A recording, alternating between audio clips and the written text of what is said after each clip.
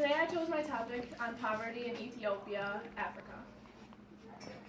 As you all here sitting in class today, you may not realize how fortunate enough we truly are. Being able to be in a class and getting an education, we're also lucky enough to have access to food and water and medication to help us with illness. And we're all be able to afford it. We have clean, fresh water right out of our faucet in our homes and from a store 5 minutes away that we can easily access. And we're able to have food that is healthy, available, and fresh. We are also very lucky to have medical help such as close hospitals and knowledgeable doctors around us to help with sickness. All of these things we have easy access to. We do not have to struggle in those ways, but that is not the case for Ethiopia. Over 18 million people in Ethiopia struggle to find access to water, food, and to fight the diseases they maintain.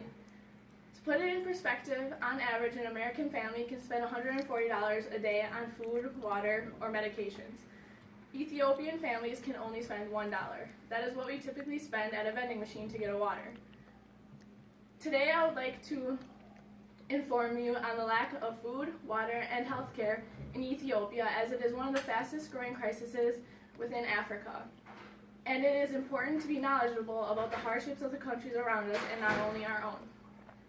So today I'm going to enlighten you on, first, the lack of food in Ethiopia has access to.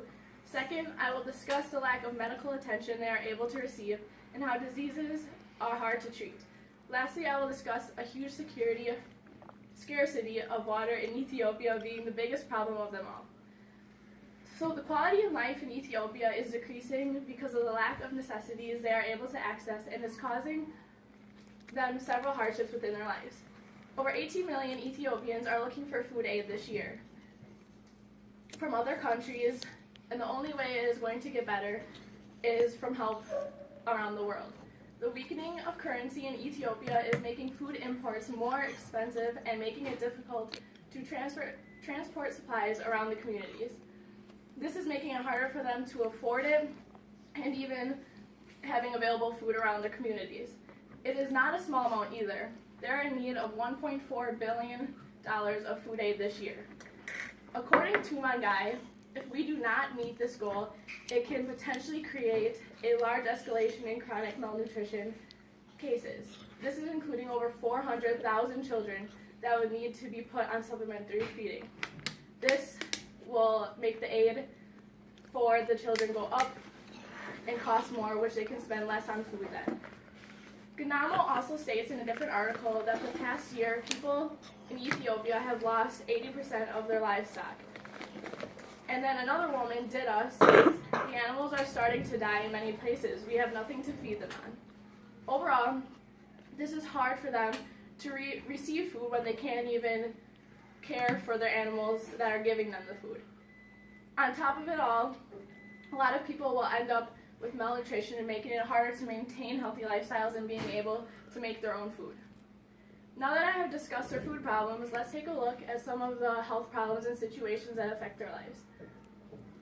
Poor health leads to poor productivity. Sickness caused by dirty water can make a person's energy decrease greatly, making them less productive in their everyday lives. When people get sick and suffer waterborne illnesses, they cannot attend class in school, which then they miss out on the chance to learn the cycle, and the cycle of poverty continues. When one person is sick, another has to help them get better and aid them, which takes them away from their everyday life. If a sick person needs medicine that they need money for, they cannot use that money for food or school supplies or an education. As you can tell, this is an endless cycle. Then they have no food, or the sicker you become, the more money on medicine, less money on food, or clean water, and it just keeps repeating itself, creating a bigger and bigger hole. Also, it is hard to come by medical treatment there, making it hard to even fix problems or sickness among the people. Overall, any sickness you may have leads to less productivity, which leads to less of a chance of getting out of poverty. Not being able to have their food, not being able to have met their needs, it makes it harder to maintain a healthy body. Now that I have covered some information on the health problems, let's take a look at one of the main causes of hardships in Ethiopia, water. According to the Water Project, 1 out of every 5 kids die due to not having clean water.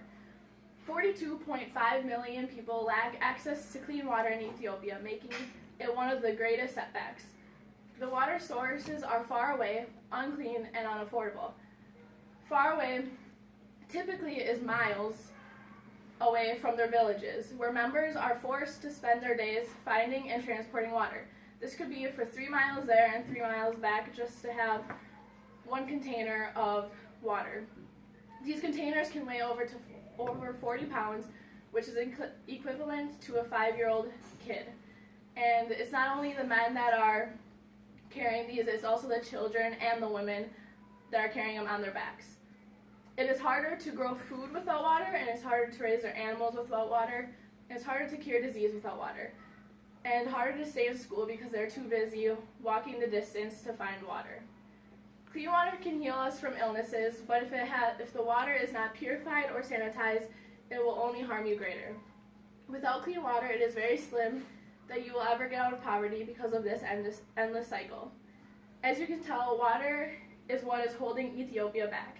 If they had clean water, then one, they'd be able to grow food and hydrate their animals, maintaining their health and giving them food sources later.